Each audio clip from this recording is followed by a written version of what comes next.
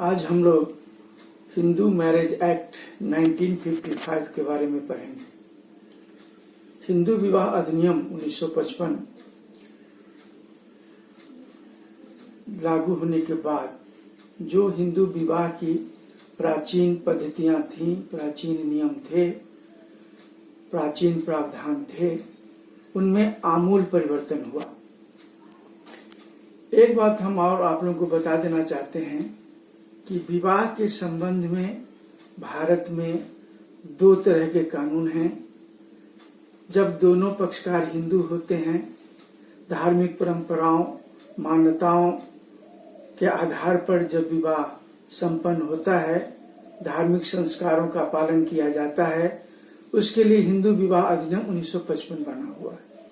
लेकिन जब भिन्न भिन्न धर्मावलंबी आपस में विवाह करते हैं तो उनके लिए अलग कानून बना हुआ है, स्पेशल मैरिज एक्ट 1954। तो हिंदू मैरिज एक्ट 1955 और स्पेशल मैरिज एक्ट 1954 का लीगल इफेक्ट ये होता है कि जिन पक्षकारों का विवाह हिंदू विवाह अधिनियम 1955 के अंतर्गत होता है, उनकी मृत्यु के बाद उनकी संपत्ति पर उनके उत्तराधिकारी के रूप में हिंदू सक्सेशन एक्ट लागू होता है। और जिन पक्षकारों का विवाह स्पेशल मैरिज एक्ट 1954 के अंतर्गत होता है, उनके निधन के बाद, उनकी मृत्यु के बाद उनकी संपत्ति और उनके उत्तराधिकारी के रूप में यहाँ का जो भारत का जो स्थानीय विधि है, lex loci law of the land, Indian Succession Act लागू होता है। तो उत्तराधिकार संबंधी जो दो नियम हैं, व्यक्तिगत विधि के अंतर्गत और स्थानीय विधि के अंतर्गत, पर्सनल लॉ के अंतर्गत और लेक्स लोसी लॉ के अंतर्गत, वो हिंदू मैरिज एक्ट 1955 के अनुसार और स्पेशल मैरिज एक्ट 1954 के अनुसार प्रभावकारी होते हैं।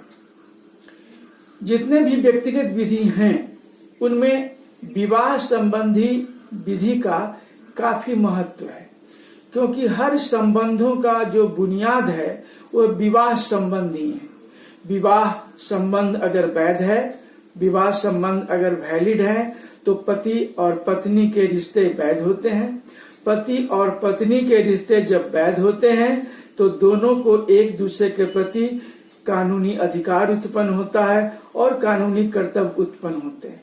और अगर विवाह ही वैध नहीं है, विवाह ही अगर अवैध है, वैध है, तो पति पत्नी का हैसियत प्राप्त नहीं हो पाता है और न कोई उत्तराधिकारी होता है, न कोई उन्हें अधिकार प्राप्त होता है और न कोई उनके पास विधिक कर्तव्य भी होता है।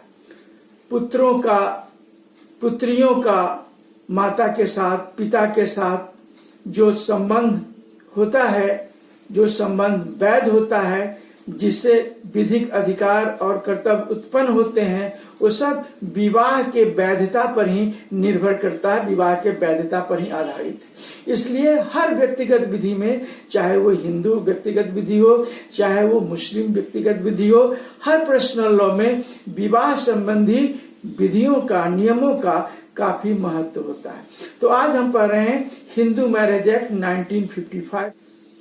तो हिंदू मैरिज एक्ट 1955 18 मई 1955 को गजट में प्रकाशित हुआ। इस कानून में 6 अध्याय हैं, 6 चैप्टर्स हैं और 30 सेक्शन हैं, 30 धाराएं।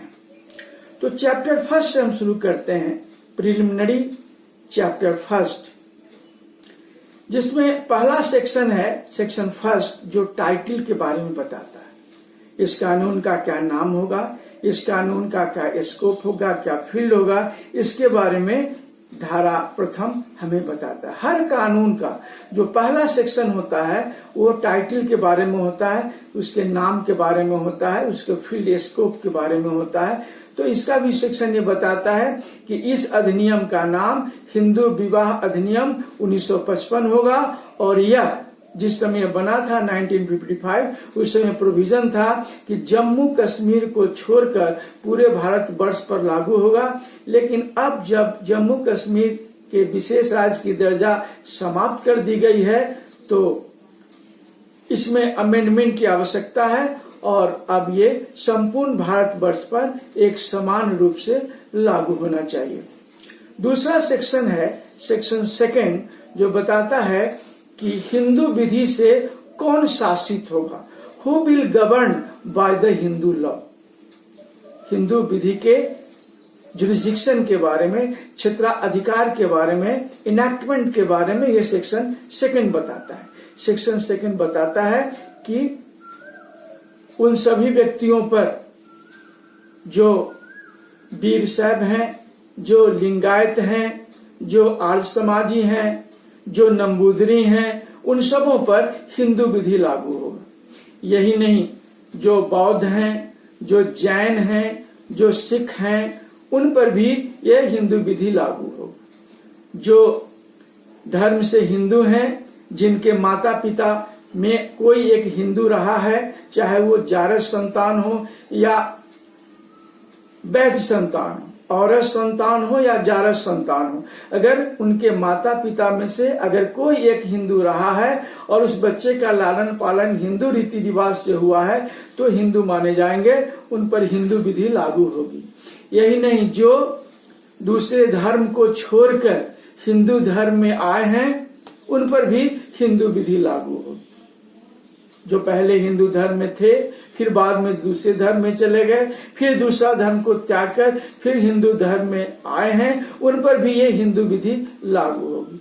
यही नहीं, भारत में रहने वाले उन सभी लोगों पर हिंदू विधि लागू होगी जो धर्म से ईसाई नहीं है, जो धर्म से मुसलमान नहीं है, जो धर्म से यहूदी नहीं है, उन सभी लोगों पर हिंदू विधि लागू होगी। इस तरह से हिंदू विधि का क्षेत्राधिकार, हिंदू विधि के से शासित होने वाले लोगों के बारे में हिंदू विवाह अधिनियम 1955 का धारा 2 हमें बताता है।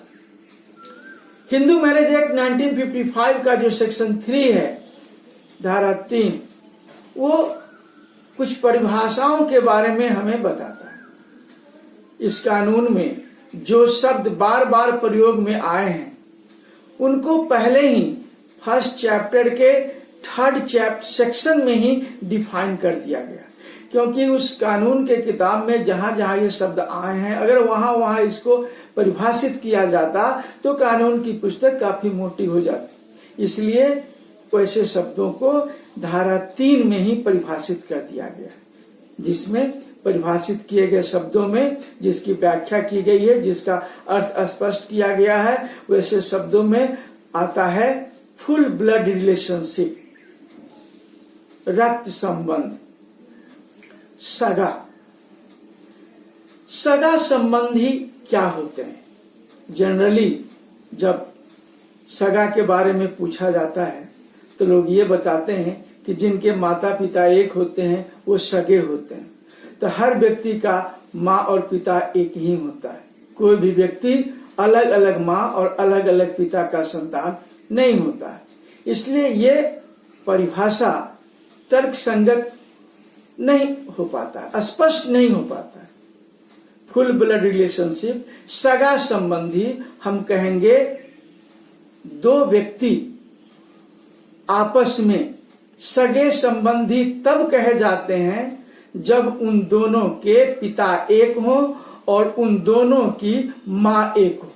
जब दो व्यक्ति के दोनों के पिता एक होते हैं और दोनों व्यक्तियों के माँ एक होती है तो दोनों व्यक्ति आपस में सगा संबंधी कहे जाते हैं। दूसरा शब्द आता है हाफ ब्लड रिलेशनशिप, सौतेला।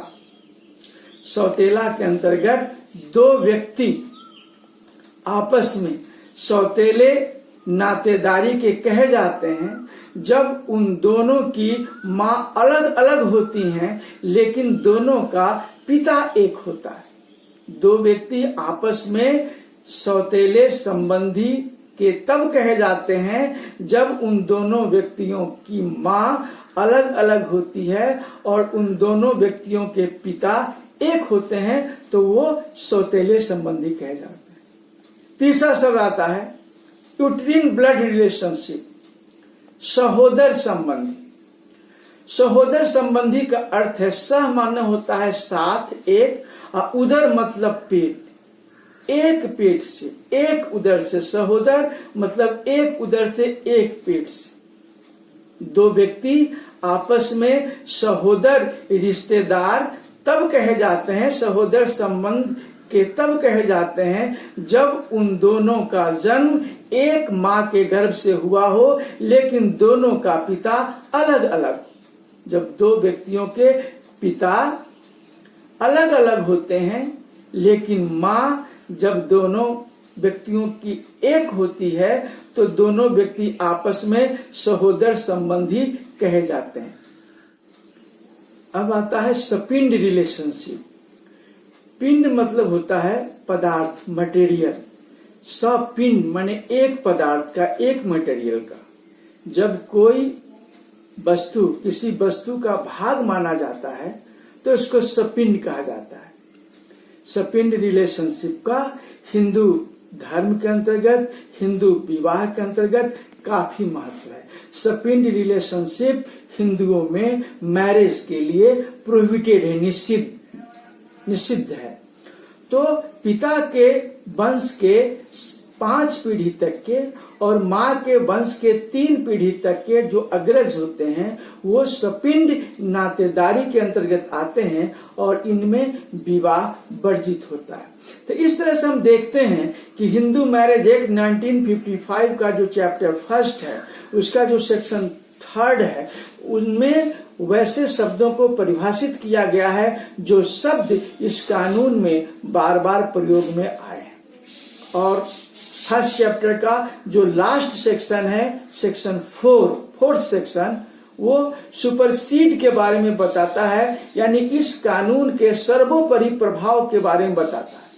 ये कानून ये बताता है कि इस कानून के बनने के बाद, इस अधिनियम के पारित होने के बाद, इस विषय से संबंधित, हिंदू विवाह से संबंधित जो भी पहले के नियम होंगे, विनियम होंगे, प्रथाएं होंगी, वो सभी उस हद तक समाप्त समझी जाएंगी जिस हद तक इसके विरुद्ध होंगी। अगर इसके विरुद्ध नहीं है तो वो लागू रहेंगी, लेकिन अगर इसके विरुद्ध हैं तो जहां तक इसके विरुद्ध होंगे, इसके वायलेशन में होंगे, वहां तक कुछ समाप्त हो जाएंगे। इस कानून का प्रभाव सर्वोपरि होगा, यानी ये कानून सुपरसीड करेगा। ये फर्स्ट चैप्टर का लास्ट सेक्शन में बताया गया है। अब हिंदू मैरिज एक्ट 1955 का चैप्टर 2 शुरू होता है मैरिज के बारे में। चैप्टर 2 की शुरुआत ही हिंदू विवाह के आधार के बारे में बताकर शुरू किया गया है। हिंदू विवाह में किन किन नियमों का, किन किन आधारों का पालन करना आवश्यक है और उन नियमों, उन आधारों का पालन नहीं करने पर उसका क्या लीगल इफेक्ट होगा, इन सभी बातों के बारे में 2nd चैप्टर का सेक्शन 5 प्रिस्क्राइब करता है, डिफाइन करता है। सेक्शन 5 में सारी बातें लिखा हुआ है। सेक्शन 5 में वैलिड हिंदू मैरिज के 5 आधार हैं, 5 ग्राउंड्स हैं। पहला सेक्शन 5 क्लॉज 1 मोनोगेमी मैरिज के बारे में बताता है। सेक्शन 5 क्लॉज 2 मेंटल कैपेसिटी के बारे में बताता है। सेक्शन 5 क्लॉज 3 मैरिज के एज के बारे में बताता है। सेक्शन 5 क्लॉज 4 प्रोहिबिटेड रिलेशनशिप के बारे में बताता है। और सेक्शन 5 जो है वो सपिंड रिलेशनशिप, यानी marriage must be beyond sapinda relationship के बारे में बताता है। तो सेक्शन 5 में एक वैलिड हिंदू मैरिज के 5 आधारों के बारे में बताया गया है और उसके इफेक्ट के बारे में, उसके लीगल इफेक्ट के बारे में भी बताया गया है। तो हम एक एक कर देखते हैं कि जो सेक्शन 5 क्लॉज 1 है मोनोगेमी मैरिज, उसके बारे में क्या प्रोविजन है। जहां तक हम जानते हैं कि एंशिएंट हिंदू लॉ में जो मैरिज का प्रोविजन था वो पुरुषों के लिए बहुविवाह का नियम था और स्त्रियों के लिए एक विवाह का नियम था। Polygamy marriage for men and monogamy marriage for women, ये एंशिएंट हिंदू लॉ में था। इसको समाप्त कर दिया गया। हिंदू मैरिज एक्ट 1955 के अंतर्गत सेक्शन 5 क्लॉज 1 के अंतर्गत जो पॉलीगेमी मैरिज की प्रोविजन थी, व्यवस्थाएं थी, परंपराएं थी, नियम था, सामाजिक प्रथाएं थी, उनको समाप्त कर दिया गया और ये व्यवस्था कर दी गई कि विवाह के समय कोई भी पक्षकार का पहले से विवाह नहीं हुआ होना चाहिए।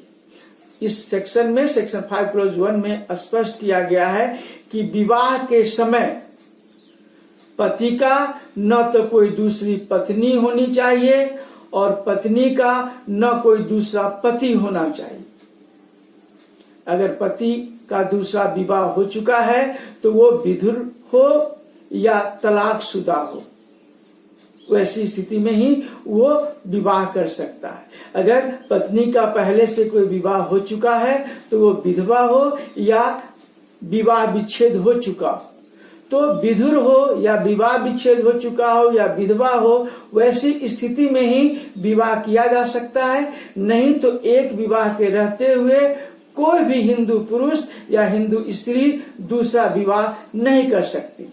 अगर एक विवाह के होते हुए अगर दूसरा विवाह करता है या करती है तो उसका दूसरा विवाह जो होगा वो हिंदू मैरिज एक्ट 1955 के सेक्शन 11 के अंतर्गत वॉइड होगा, शून्य होगा, निष्प्रभावी होगा और जो इसके लिए दोषी होंगे उनको सेक्शन 17 के अंतर्गत पनिशमेंट मिलेगा। हिंदू मैरिज एक्ट 1955 का जो सेक्शन 17 है वो पेनल सेक्शन है। वो वैसी स्थिति में दंड का प्रावधान करता है जब कोई हिंदू पुरुष या स्त्री एक विवाह के रहते हुए दूसरा विवाह करता है। सेक्शन 17 में स्पष्ट किया गया है कि एक विवाह के होते हुए अगर कोई दूसरा विवाह करता है या करती है तो उस व्यक्ति को भारतीय दंड संहिता इंडियन पेनल कोड के सेक्शन 494 और सेक्शन 495 के अंतर्गत सजा मिलेगी। एक विवाह के रहते हुए अगर कोई दूसरा विवाह करता है तो उसे इंडियन पेनल कोड के अंतर्गत सेक्शन 494 और 495 के अंतर्गत सजा मिली। अब इंडियन पेनल कोड का सेक्शन 494 कहता है कि यदि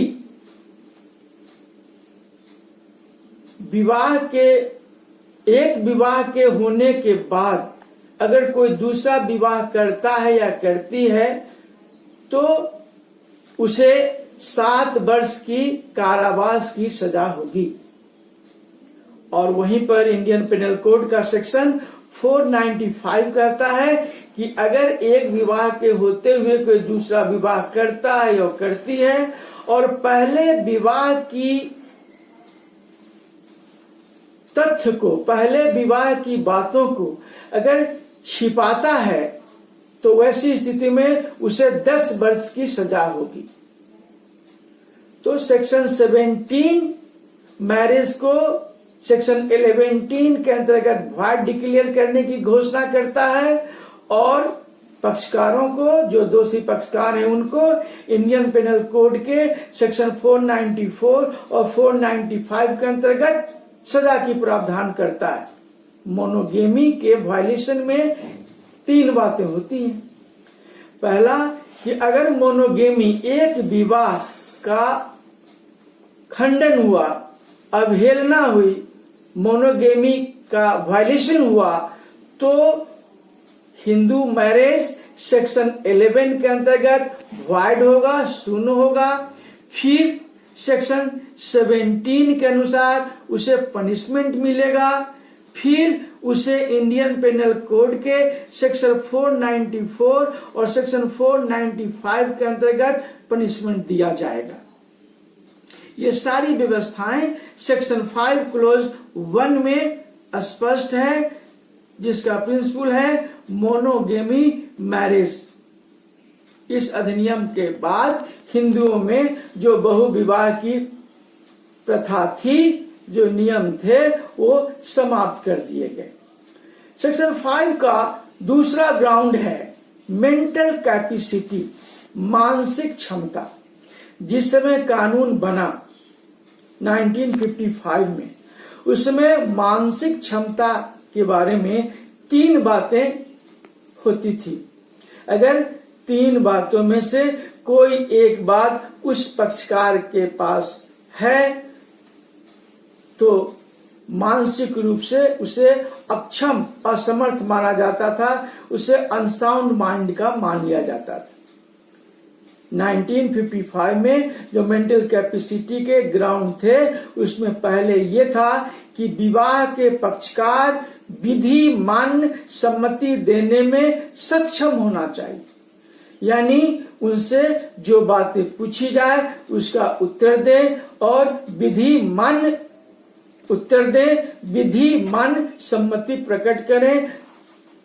दूसरा नियम था कि विवाह के पक्षकार विवाह और संतान उत्पत्ति के लिए अयोग्य नहीं, किसी रूप से, मानसिक रूप से या मनोवैज्ञानिक रूप से, किसी भी रूप से वो विवाह के दायित्वों को पालन करने में या संतान उत्पन्न करने के लिए अयोग्य नहीं। अगर इस मामले में अयोग्य हैं तो उन्हें अनसाउंड माइंड का समझा जाता था और ये उनमें कमी होती थी और इस आधार पर वो मैरिज होता था, वो वॉइडेबल होता था। तीसरा था, थर्ड ग्राउंड था मेंटल कैपेसिटी के अंतर्गत, जिस समय कानून बना 1955, उस समय ये बातें थी कि विवाह के दोनों पक्षकारों में से किसी भी पक्षकार में उन्मत्तता या मिर्गी के दौरा का कारण नहीं हो, मिर्गी का दौरा नहीं आता हो, उन्मत्तता नहीं हो, यानी अटैक्स ऑफ इंसैनिटी या एपिलेप्सी की कोई भी उनमें बातें नहीं हो। लेकिन बाद में 1999 में इसमें अमेंडमेंट किया गया, संशोधन किया गया और उसमें जो एपिलेप्सी था, जो मिर्गी की बातें थी, उसको रिपील कर दिया गया, निश्चित कर दिया गया। अब मेंटल कैपेसिटी के अंतर्गत 3 बातें आती हैं। पहली बातें कि विधि मान्य सम्मति देने में सक्षम हो, दूसरी बात कि विवाह और संतान उत्पत्ति के लिए अयोग्य नहीं हो और तीसरी बात कि उन्हें उन्मत्तता का दौरा नहीं आता। एक बात हम और बता देना चाहते हैं कि जिस समय यह कानून बना 1955, उस समय सिर्फ इतनी ही बातें थी कि विवाह के समय दोनों ही पक्षकार मानसिक रूप से सक्षम होना चाहिए। लेकिन बाद में इसमें परेशानी होने लगी कि किन परिस्थितियों में हम किसी पक्षकार को मानसिक रूप से सक्षम समझेंगे और कौन सी बात होगी तो उसे मानसिक रूप से हम सक्षम नहीं समझे जाएंगे। इसलिए फिर इसमें 1976 में अमेंडमेंट किया गया और 1976 में अमेंडमेंट के द्वारा 3 एलिमेंट्स, 3 तत्व इसमें जोड़े गए मेंटल कैपेसिटी के अंतर्गत कि मानसिक क्षमता का ये अर्थ होगा कि वह विधि मान्य सम्मति देने में सक्षम हो, मानसिक क्षमता का ये अर्थ होगा कि वह विवाह और संतान उत्पत्ति के लिए अयोग्य नहीं हो और मानसिक सामर्थ्यता का ये अर्थ होगा कि उसे उन्मत्तता या मिर्गी का दौरा नहीं आता हो। फिर मिर्गी के बारे में हिंदू मैरिज एक्ट 1955 में 1999 में अमेंडमेंट किया गया, दूसरा अमेंडमेंट किया गया और फिर इसमें मिर्गी की बात निकाल दी गई, निश्चित कर दिया गया, रिपील कर दिया गया। अब सिर्फ उन्मत्तता को स्थापित रखा गया। इस तरह से हम देखते हैं कि हिंदू मैरिज एक्ट के चैप्टर 2 का जो पहला सेक्शन 5 है, उनमें grounds of a valid Hindu marriage दिया हुआ है, जिसमें पहला मोनोगेमी है यानी एक विवाह है, दूसरा मेंटल कैपेसिटी है यानी मानसिक क्षमता है। मानसिक क्षमता में किए गए संशोधनों के बारे में हमने देखा। अब तीसरी बातें जो आती हैं, एज उसको डिफाइन करने के पहले एक बात हम और देख लें कि मेंटल कैपेसिटी का अगर वायलेशन हुआ तो हिंदू मैरिज पर इसका लीगल इफेक्ट क्या होगा। तो मेंटल कैपेसिटी के वायलेशन के ग्राउंड पर मैरिज को हिंदू मैरिज एक्ट 1955 के सेक्शन 12 के अंतर्गत वाइडेबल डिक्लेयर किया जाएगा।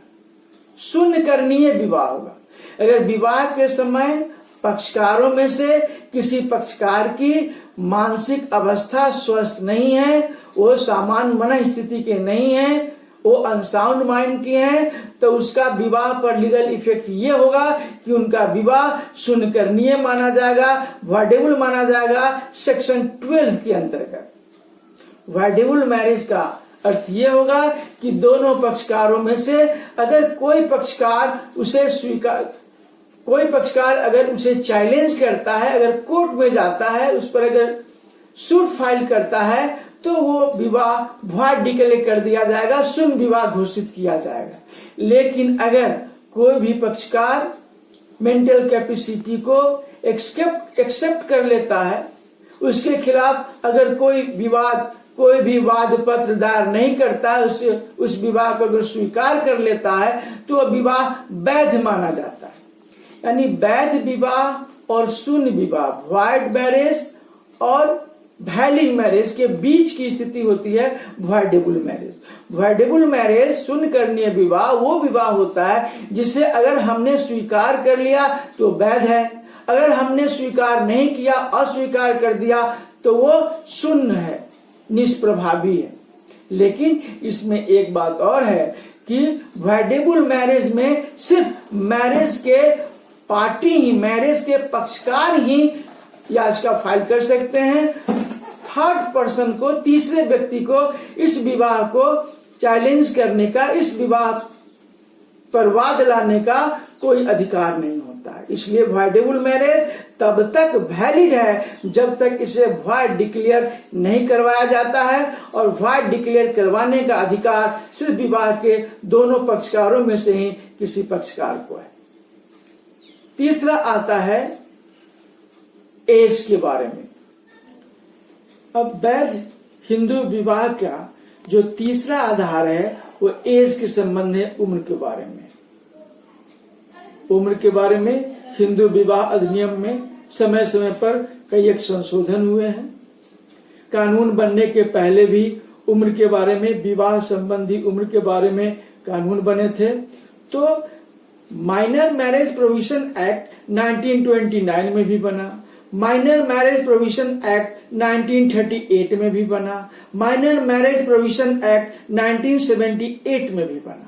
तो इस तरह से विवाह संबंधी उम्र के बारे में समय समय पर कानून बनते रहे हैं। जिस समय कानून हिंदू विवाह अधिनियम बना 1955 में, उस समय विवाह का जो उम्र था वो कुछ और था। बाद में 1978 में जो इसमें अमेंडमेंट हुआ, संशोधन हुआ, उस संशोधन के बाद हिंदू विवाह का उम्र की व्यवस्था और की गई, और इसके वायलेशन के लीगल इफेक्ट के बारे में प्रोविजन किया गया।